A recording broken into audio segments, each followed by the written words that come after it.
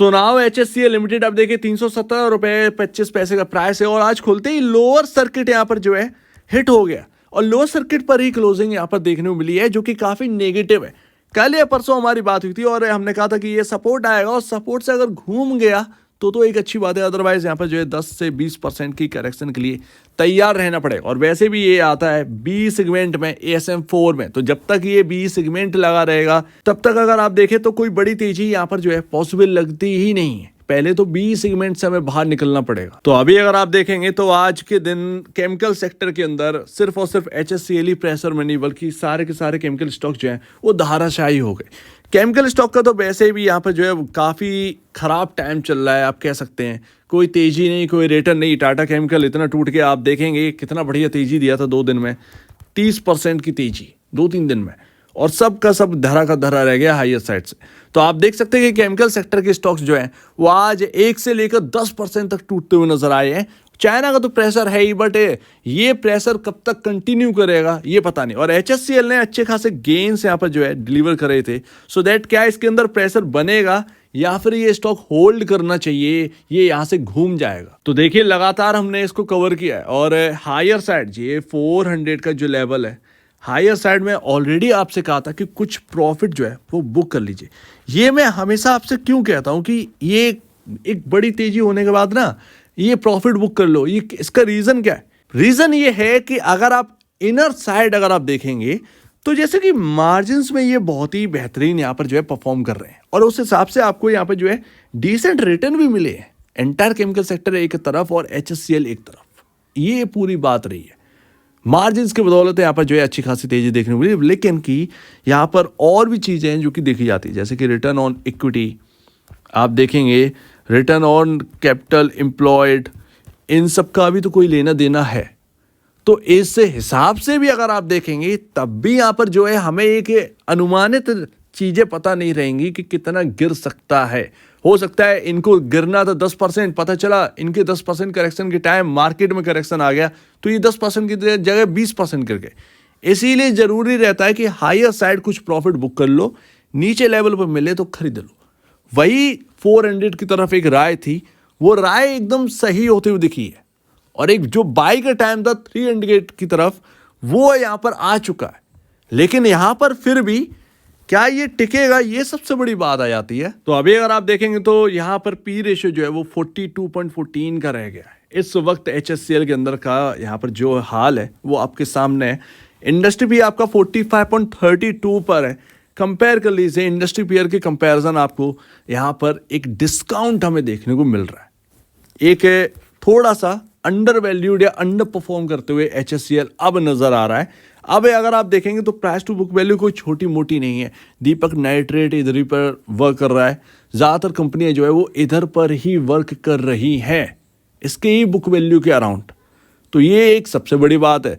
But अगर आप उनका एक परफॉर्मेंस और देखेंगे, जैसे कि रिटर्न ऑन इक्विटी और रिटर्न ऑन कैपिटल एम्प्लॉयड, भले ही आप मार्जिन्स में सबसे बढ़िया कर रहे हैं, आप जैसा कोई भी नहीं है, लेकिन आपने उस हिसाब से गेन्स एंजॉय करे।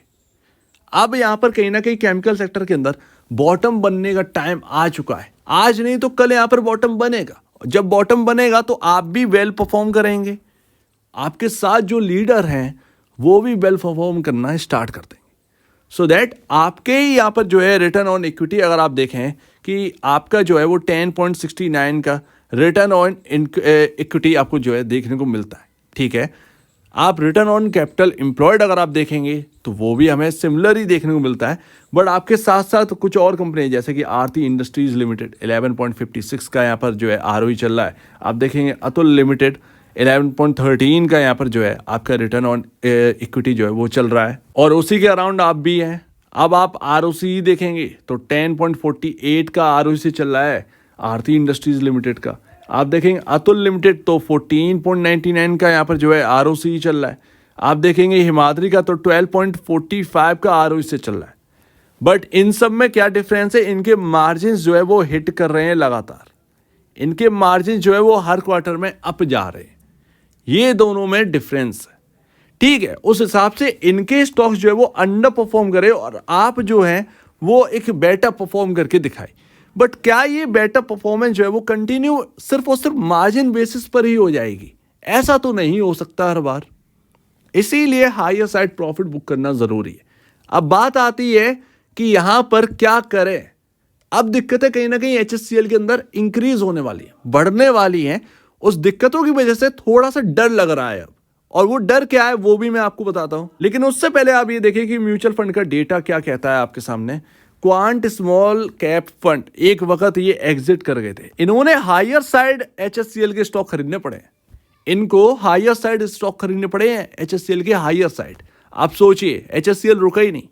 और इन्होंने जनवरी से फरवरी में यहां पर जो है देखेंगे, सॉरी फरवरी से मार्च जो है उस वक्त अगर आप देखेंगे तो 54% अपने जो क्वांटिटी है वो इंक्रीज करी है। और इनकी होल्डिंग की जो वैल्यू है वो 104.38 करोड़ हो गई है, जो कि पहले कभी नहीं थी। इनकी इतनी वैल्यू नहीं थी, उससे ज्यादा पैसा लगा रखे। क्वांटिटी यहां पर जो है वो पूरी तरीके से एंटर करें तो म्यूचुअल फंड का डेटा जो है वो काफी पॉजिटिव है। ये आपके साथ बना हुआ है पॉजिटिव। म्यूचुअल फंड का डेटा बहुत ही अच्छा निकल कर आया है। तो अब वो डर क्या है? वो डर ये है कि अब आपका जो इंपॉर्टेंट लेवल है वो 340 से 345 जो है वो बहुत ही क्रिटिकल लेवल हो गया। जब तक ये क्रॉस नहीं होगा तब तक आप तेजी के बारे में भूल जाइए। तेजी नहीं हो सकती, तेजी नहीं हो सकती है। और ये आसान नहीं होगा 340 से 345 रुपए का लेवल निकालना।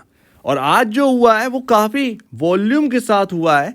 डाउन साइड हमें देखने को मिली है, काफी वॉल्यूम के साथ हिट मिला है। ये एक डरने वाली बात है। सो दैट यहां पर जो नई खरीदारी के लिए बैठे थे, नई खरीदारी जिनको भी करना है, या जिसका एक अच्छा खासा पैसा बन रहा है इस स्टॉक के अंदर, वैसे तो उनको 400 के अराउंड बुक करना चाहिए था। बुक करने का टाइम आपने निकाल दिया। ये दिक्कत की बात है। जब टाइम एक बार निकल जाता है प्रॉफिट बुकिंग करने का, तब बहुत ही ज्यादा दिक्कत की बात रहती है हमारे लिए। ये बहुत खराब चीज है भाई। लेकिन अगर आप देखेंगे फिर भी कि क्या करें, अब नए लोग क्या करें और पुराने लोग क्या करें, तो देखिए पुराने लोग अब क्या ही करें।